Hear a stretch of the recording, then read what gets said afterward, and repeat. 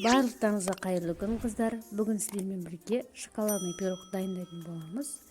Жасау жолы өте оңай, бір жасағаннан ұқсап шығады.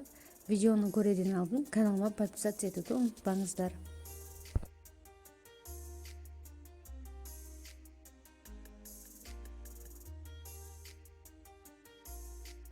Ең алдымен құрғақ таза ыдысымызға 3 жұмыртқамызды салып, үстіне шекерімізді қосып, жақсылап көпіргенше миксерлеп аламыз.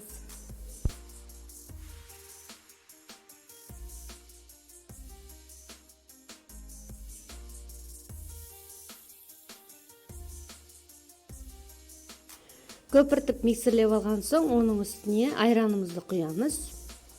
Тағы да миксерлеуді жалғастырамыз. Миксерлеп алған соң, сұйық майымызды да құйып аламыз. Тағы да миксерлеуді жалғастырамыз.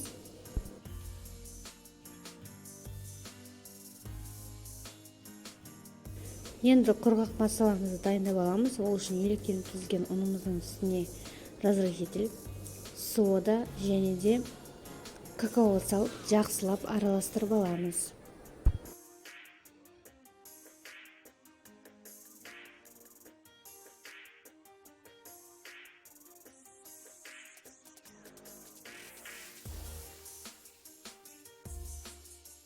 Енді құрғақ массамыз бен сұйық массамызды біріктіріп, миксерлеп аламыз. Миксерлеп болғаннан соң, қызып тұрған пешімізде 150 градуста 30-35 минут бойы пісіріп аласыздар. Пирог сол пештің ішінде суыған жақсы. Суығаннан соң ғана кесіңіздер. Сонда ғана пирог басылып қалмай, пышный болып шығады. Пирогты жоғары температурада пісіруге болмайды.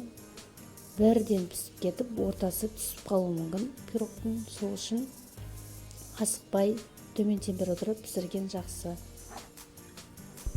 Пирогымызды құйған кезде осылай ұрып айналдырып аламыз. Сонда пирогтың беті тегіс болып шығады.